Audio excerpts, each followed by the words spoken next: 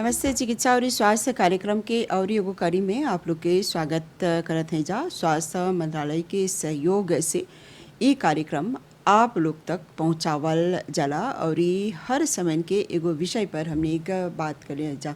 और आज हम एक बात करब जा कौसिया बीमारी पर, खासकर लइका लोग में जोन कौसिया होवेला।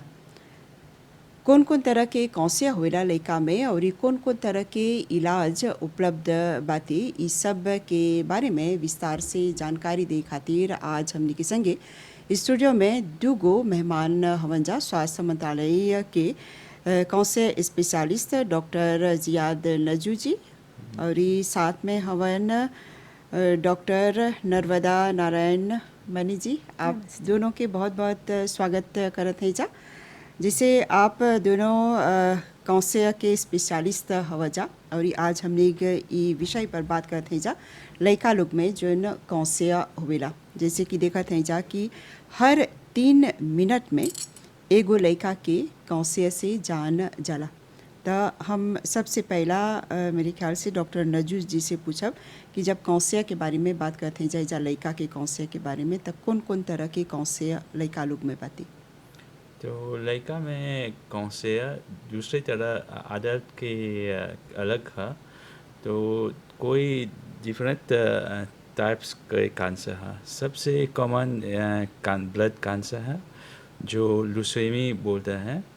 तो और दूसरा पोजीशन पे जो ट्यूमर होता है जो सेवो में, तो दूसरा पोजीशन कौसिया सेवो में होला। और तीसरे पोजीशन में जो न्यूरोब्लास्टोमा होला, तो कौसिया जब किडनी के अबव से एक छोटा सा ग्लैंड है, वहाँ से ये तीसरी पोजीशन पर न्यूरोब्लास्टोमा होला। और जब किडनी में होला तो विल्म्स ट्यूमर बोलता है। जब ये बोन में होला तो ओस्टियोसार्कोमा ओस्टियोब्लास्टोमा होला। और जब मिक्स में होला तो रhabdomyosarcoma बोले जा। जब आँख में होला तो रेटिनोब्लास्टोमा बोला जा। और जब ये ग्लैंड में होला तो लिम्फोमा बोला जा। और डॉक्टर नारायण, मॉरिशस में कितना ऐसन लइका बाटे जे लोग ई कौसिया से कैसे हो जा पीड़ित होवन जा? जी उमा जी, हमारे पास 2020 का जो नेशनल कैंसर रजिस्ट्री है उसके स्टैटिस्टिक्स के अनुसार हमने देखा कि बच्चों में एक पूरा साल में 35 केसेस देखने को मिला है, जिसमें से 16 मेल्स में पाया गया और 19 बच्चियों में पाया गया, वो 0 to 14 ईयर्स तक के एज ग्रुप में। वैसे देखेंगे तो जो बाल कैंसर है 0 to 14 ईयर्स तक का एज का सीमित, वो मॉरिशस में less than 5%, around 0.5%, sorry 0.5% of cases represent करता है जो टोटल नए कैंसर के केसेस डिटेक्ट होता है उसमें से। और उसी साल में हमने देखा कि 2020 में 4 बच्चे अपना जान गंवाए हैं कैंसर की वजह से। हजा पर जब आप बोलत हुआ कि जब लड़का के बारे में बात करते हैं जा, यानी जन्म से 14 बरिस लेक, त मानला एगो महिला गर्भवती बाती, अगर ओकरा कौसिया बाती त ओकर लड़का के कौसिया होई के खतरा बा? जी, ये आपने बहुत अच्छा सवाल पूछा। जैसे आज के डेट में हम लोग बहुत ऐसी महिलाओं को पाते हैं कंसल्टेशन में जो कैंसर से पीड़ित है और आगे टेस्ट करा के ये भी देखते हैं कि साइड बाय साइड वो प्रेग्नेंट भी होती है। तो फॉर्चुनेटली ये जो कैंसर है, जो जैसे प्रेग्नेंट मदर में जो कैंसर है वो ट्रांसमिटेड नहीं होता है फीटस को। जैसे कुछ इन्फेक्शंस वगैरह होते हैं जो प्लासेंटा क्रॉस करके ट्रांसफ़र होता है। फॉर्चुनेटली कैंसर में ऐसी स्थिति नहीं है। हाँ, अगर ये कैंसर उस महिला में जैसे जेनेटिक हेरेडिटरी फैक्टर्स से रिस्क बढ़ा हुआ है कैंसर का, तो आगे जाकर जो भी हेरेडिटरी रिस्क है वही उस बच्चे को इन्फ्लुएंस करेगा, ना कि because the mother was pregnant during the child was in the वूम, उसके वजह से अलग सा रिस्क नहीं होगा। डॉक्टर नजू, जिसे आप हमने के बोला कि कौन कौन तरह के कौशे बातें लइका में, लेकिन एगो लइका में ई कौशे के पता कब चलेला, ओकर कौन कौन तरह के सिम्टम सामने आवेला? तो कई तरह की कौशे जब होला, तो जब ये कौशे जिसों बा, तो कौशे जिसों के सिम्टम ई है कि द चाइल्ड उसको क्या होला, कोई फीवर होला, कभी स्वेटिंग होला, कभी वेट को लॉस होला, और कभी कभी जब लैंफोम होला तो ग्लैंड ग्रोसे मिलेला, कई तरह ग्रोसे मिलेला। और जब कौशे मिक्स में तो क्या होला कि मिक्स बड़ा होला। और जब आँख में कोई कौशे बा तो दिखने में कोई डिफ़िकल्टी होला। एजा पर ही एगो काफ़ी हमने जाने को जब जा आँख के बारे में जब बात करला, तो आँख में ई कौशे एकर पता कैसे चली, कौन कौन तरह के सिम्टम है जा पर ही लौकेला? तो दिखने में डिफ़िकल्टी होला, तो क्या क्या कोई वाइट दिखता है आँख में। तो जब एडवांस स्टेज में पहुंचता है तो आँख बाहर निकल सकता है, तो बड़ा हो सकता है। और कहीं भी जब वो ब्रेन में होला, तो जब स्प्रेड होला तो क्या हुआ, तो डिफ़िकल्टी वोमिटिंग हो जाला। तो इस सब के ट्रीटमेंट है जा पर ही मॉरिशस में उपलब्ध बातें? जी, सौभाग्य की बात है कि इलाज है कैंसर के लिए। और इतना बता दूं आपको कि जो चाइल्डहुड कैंसर्स होते हैं उसकी एक अनोखी बात ये है कि अगर सही इलाज होता है, टाइम पे इलाज होता है, अर्ली स्टेज में अच्छे सेंटर्स में देखते हैं कि उसका जो क्यूरेबिलिटी रेट है, ठीक होने का संभावना जो है वो अप टू 80% होता है। अब इलाज के रूप में क्या होता है, तो जैसे डॉक्टर नजू ने बताया कि सबसे कॉमनली बच्चों में ल्यूकीमिया, जो ब्लड कैंसर होता है, वो पाया जाता है। ऑलमोस्ट 1/3 ऑफ जो बच्चों में कैंसर्स होता है वो यही होता है। तो उसका जो मेन स्टे ऑफ ट्रीटमेंट होता है जब शुरू में डायग्नोसिस होता है, वो कीमोथेरेपी से होता है। हमारे सेटअप में मॉरिशस में एक मेडिकल ऑन्कोलॉजिस्ट है हमारे यहाँ, जो मोस्टली ये ल्यूकीमिया वाले बच्चों की देखभाल करती है, और पूरा टीम भी है। फिर और जो कैंसर्स है जैसे लिम्फोमा या बाकी ठोस कैंसर्स आते हैं, ब्रेन कैंसर्स, वो depending on the cancer, depending on the situation, the stage, तो ट्रीटमेंट के विभिन्न मोडालिटीज़ उपलब्ध है, जिसमें से है कीमोथेरेपी, रेडियोथेरेपी, जिसको हम लोग आमतौर पे सेकाई बोलते हैं। फिर कई बार सर्जरी से भी ट्रीटमेंट होती है। कभी देखते हैं कि जैसे एक मोडालिटी से काम ठीक हो जाता है, कैंसर निकल जाता है, तो कभी 2-3 मोडालिटीज़ को कंबाइन करके, जैसे आप पहले सर्जरी करते हैं, फिर उसके बाद कीमोथेरेपी या रेडियोथेरेपी देते हैं बच्चे को, ऐसे होता है। हमने जिसे जाने जा कि लड़का के जो शरीर है वो बहुते कैसे वजह नाजुक रहेला, लेकिन एगो लड़का के जब ट्रीटमेंट करल जाता, रेडियोथेरेपी होता या सर्जरी करल जाता, तो ऐसन में लड़का के शरीर के कोनो तरह के नुकसान नहीं पहुँचावेला या फिर आगे चल के कोनो तरह के समस्या नहीं उत्पन्न होवेला? डॉक्टर नजू सकबैकर पर जवाब दें। तो कौशे के ट्रीटमेंट में जो शीमियो यूज़ करता है, तो क्या हुआ, तो वोमिस्मा लगेगा, नोजिया, और बाल को लॉस होगा।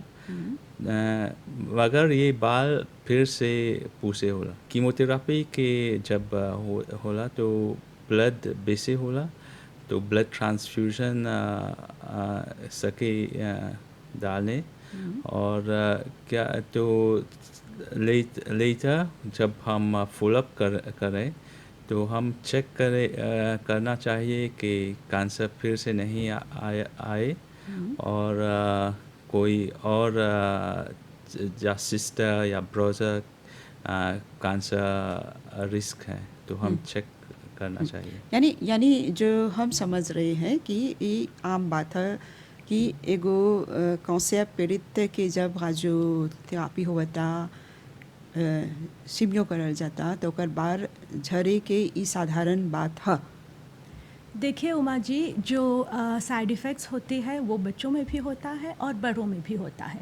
जैसे आपने बताया बच्चे तो अलग सा नाजुक होते हैं, वो डेवलपमेंट के स्टेज में होते हैं तो उसमें ज़्यादा निगरानी रखनी पड़ती है और बच्चे में जो इमोशनल मानसिक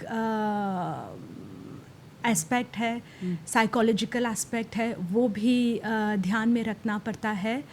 तो कीमोथेरेपी के तो साइड इफ़ेक्ट्स है ही, रेडियोथेरेपी के साइड इफ़ेक्ट्स है ही। अब रेडियोथेरेपी अगर बाल वाले पोर्शंस हेड में दे रहे हैं तो उसमें हेयर लॉस और ज़्यादा होगा।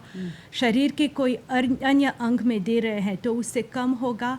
जैसे ये treatment, dose, site of cancer वगैरह, हर एक कैंसर में जो ट्रीटमेंट होता है उसका टॉक्सिसिटी प्रोफाइल अलग होता है।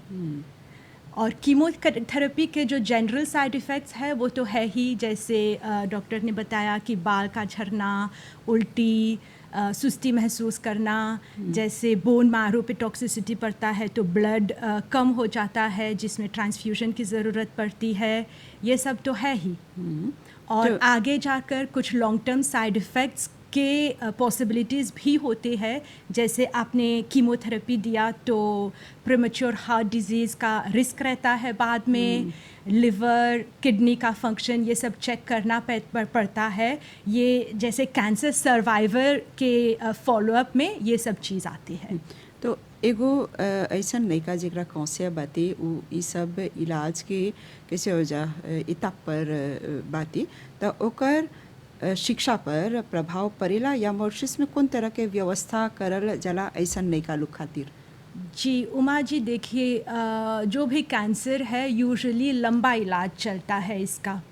ल्यूकीमिया, लिम्फोमा, ये सब केसेस लें तो कभी कभार मोस्टली लंबी समय तक भर्ती होकर इलाज करना पड़ता है। तो जाहिर, और फिर अगर बीच में बच्चे को घर जाने भी दे तो इनका जो इम्यूनिटी होता है वो बीमारी के वजह से और कीमोथेरेपी मतलब इलाज के साइड इफ़ेक्ट से भी इम्यूनिटी कम हो जाता है, जिसके चलते हम लोग उस बच्चे को बोलते हैं क्राउड्स अवॉइड करना है। तो उसके चलते लंबे समय तक स्कूल नहीं जा पाती है। फिर जैसे हमने बताया साइड इफ़ेक्ट्स के चलते भी शरीर में प्रभाव पड़ता है। तो आगे जाकर थोड़ा सा ग्रोथ डिले दिख सकता है।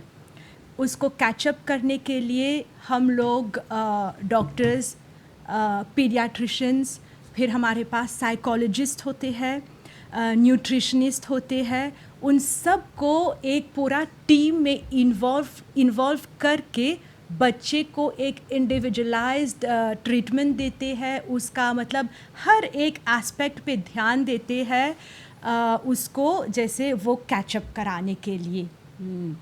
तो ये सब इलाज जो बातें सब इलाज मॉरिशस में ही होवेला या बाहर देश भी कोनो ऐसन का बातें भेजे की व्यवस्था करल जाला? डॉक्टर नजू? तो मेन ट्रीटमेंट जो होला, जो शीमियो है, रेडियोथेरापी है और सर्जरी है, ये मॉरिशस में होला।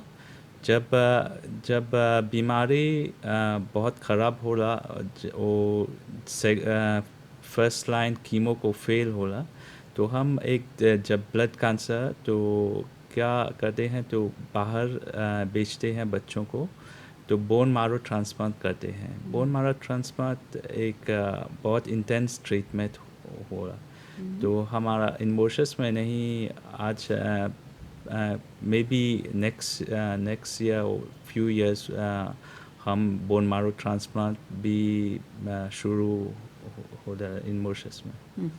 तो ई लड़का लोग के जब इतना संभाल के परेला रखे कि हर तरह के कैसे वजह प्रिवेंशन करल जाला ताकि लड़का लोग के ई तरह की समस्या नहीं हुई, लेकिन लड़का लोग के कौशे नहीं हुई एकर खातिर कोनो वैक्सीन करल जाला या कोनो ऐसन कदम उठावल जाला? देखिए जो वैक्सीन इन्फेक्शंस को प्रिवेंट करते हैं बहुत सीमित हद तक हम देखते हैं, जैसे EBV वायरस हुआ या तो HIV वायरस हुआ। इसके चलते थोड़ा सा जैसे कुछ कैंसर, लिम्फोमा वगैरह का रिस्क थोड़ा बढ़ा रहता है, लेकिन इसका कंट्रीब्यूशन बहुत ज़्यादा नहीं होता है। और बच्चे में वैक्सीन्स होते हैं, जैसे हेपेटाइटिस का वैक्सीन होता है, फिर अभी HPV का भी वैक्सीन बहुत ज़्यादा प्रचलित हो रहा है। तो ये सब ये जो वैक्सीन्स है वो आगे जाकर जो एडल्ट में कैंसर्स होते हैं, जैसे बचदानी के रास्ते का कैंसर, सर्वाइकल कैंसर या हेपेटाइटिस इन्फेक्शन से जो लिवर का कैंसर होता है, वो आगे एडल्टहुड में जाकर थोड़ा प्रिवेंशन करती है। आज सच देखेंगे तो चाइल्ड कैंसर्स, जो बाल कैंसर्स होते हैं, अनफॉर्चुनेटली उसका कोई एक स्पेसिफिक कारण से जुड़ना वो थोड़ा मुश्किल होता है। जैसे आप एडल्ट्स में देखेंगे तो कई बार स्मोकिंग के चलते, अल्कोहल के चलते, मोटापा के चलते, ये सब जैसे एक वजह मिलता है वो कैंसर को बढ़ाने के लिए। बच्चों में वैसा कम ही दिखता है, वैसे नहीं होता है, यानी अचानक से। जी, थोड़ा सा जो जेनेटिक फैक्टर होता है उसका भी कंट्रीब्यूशन काफ़ी कम होता है। Less than 10% of childhood cancers can be associated to some hereditary risk.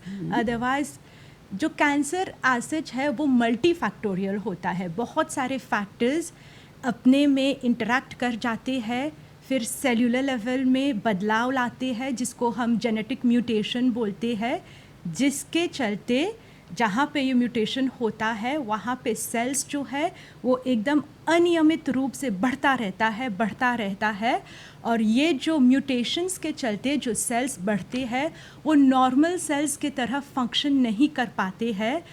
उनका जो सेल साइकिल है वो कंट्रोल्ड नहीं होता है, वो एलिमिनेट नहीं होते हैं नेचुरल प्रोसेसेस से, तो इससे जाकर वो लोकली कैंसर का सिम्टम्स प्रोड्यूस करते हैं या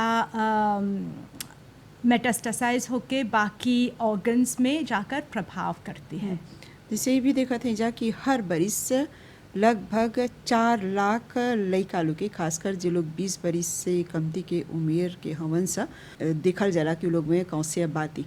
जी, तो मॉरिशस में कौन कौन तरह के व्यवस्था करल जाला, स्कूल के तरफ से या फिर मंत्रालय के तरफ से कौन कौन तरह के प्रबंध करल जाला लड़का लोग के जानकारी दे के कि ई कौन कौन कौन तरह के प्रभाव डाले सके लोग के जीवन में?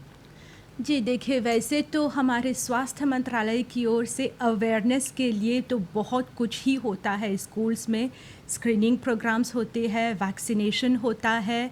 अभी तक लड़कियों में HPV वैक्सीन पेरेंट्स के कंसेंट के साथ वो ऑफ़र होता है बच्चियों को, और अभी इस साल से ही नया कैंपेन लॉन्च हुआ है कि ये वैक्सीनेशन लड़कों को भी एक्सटेंड करेंगे, क्योंकि आगे जाकर वो लड़कों में भी काफ़ी तरह के कैंसर्स को से बचाती है। तो ये तो है ही। फिर यानी एकर शुरुआत जोन बाती लड़का लोग में ये वैक्सीन के नहीं अभी शुरू नहीं होल बाती। अभी इस साल ही विदेश से प्रोफेसर आए थे, फिर अभी इसी साल स्वास्थ्य मंत्रालय की ओर से ये नया लॉन्च हो रहा है। यानी ये जोन वैक्सीन बाती एक रही बोला जरा HPV वैक्सीन। जी हाँ। तो WHO के एगो तौगत बाती 2030 ले, हाँ वो तौगत कौन सा?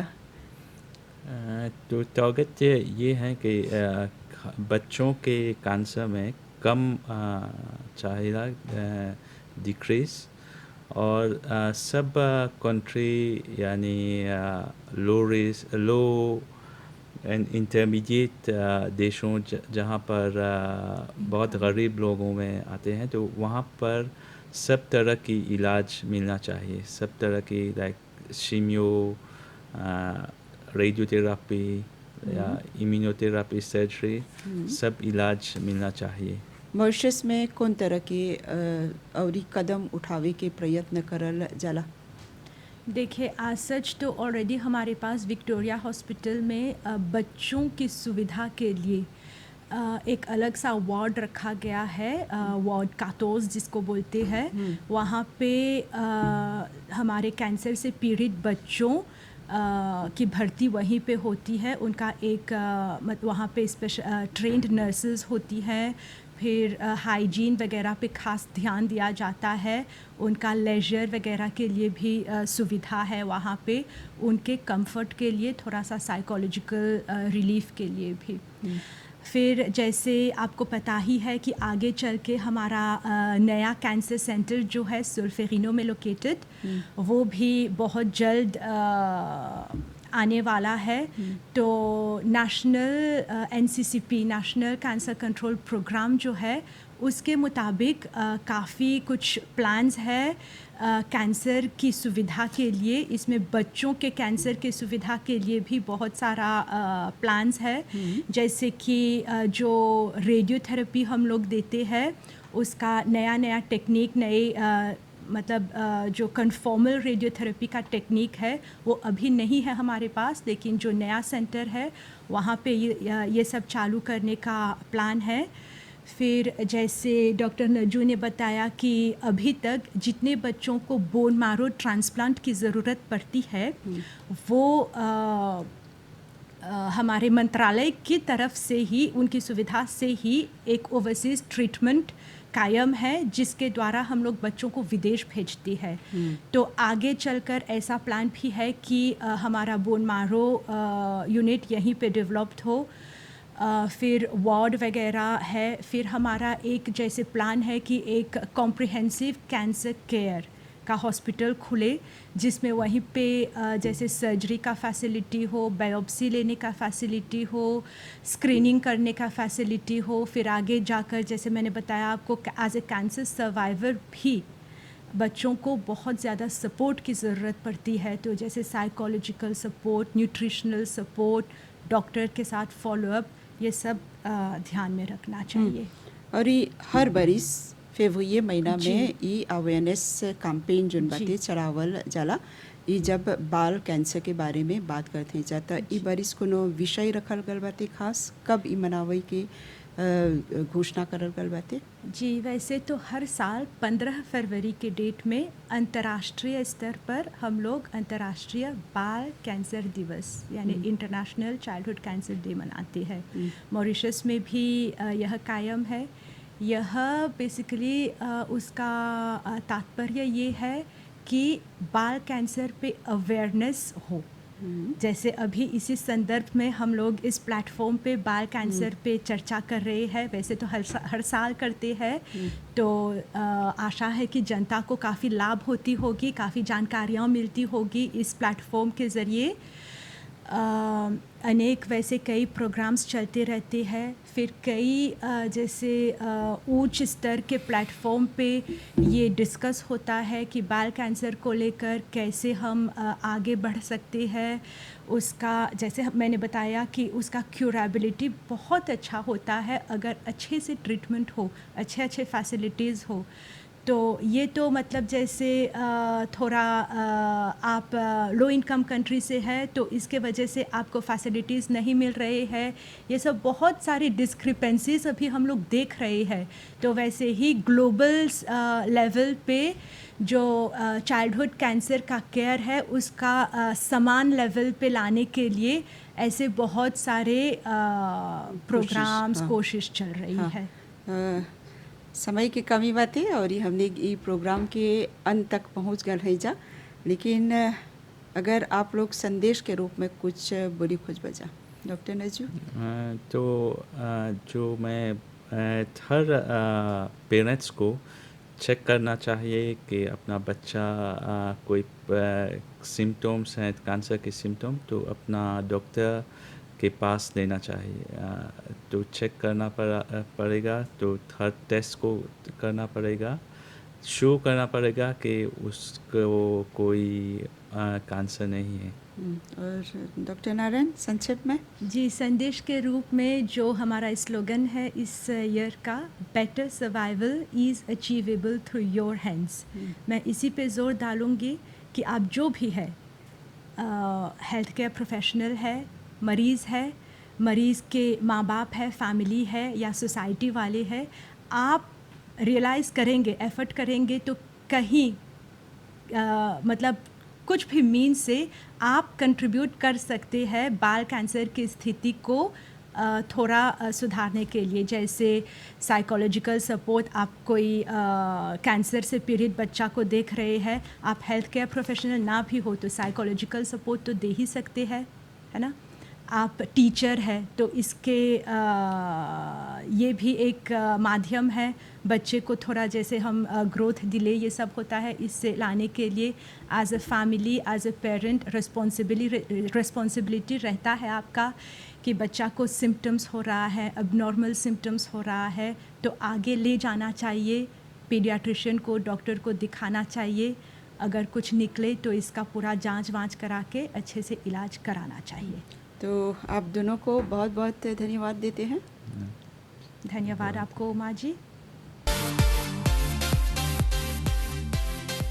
आज जैसे हमने एक बाल कैंसर के बारे में आप लोग के बताई ली जा और ये डॉक्टर लोग हमने के ये जानकारी दे रन जा कि ई कैंसर के अगर रोकथाम करे के बातें तो सब कोई के एगो जिम्मेदारी बातें एकर प्रति और लड़का लोग के मदद भी करे के, और जोन इलाज उपलब्ध बातें मंत्रालय के तरफ से वो भी अच्छा तरह से ओकर प्रबंध करल गल बाती। तो हमने यही उम्मीद करत है जा कि जोन जोन सलाह देवल गल उस सब पर आप लोग ध्यान देव जा और अपन स्वास्थ्य के आगे रख बजा। तो चिकित्सा और स्वास्थ्य कार्यक्रम के ई करी के हजे परी विराम देव जा और एगो कार्यक्रम के संगे आप लोग से मुलाकात करब जा।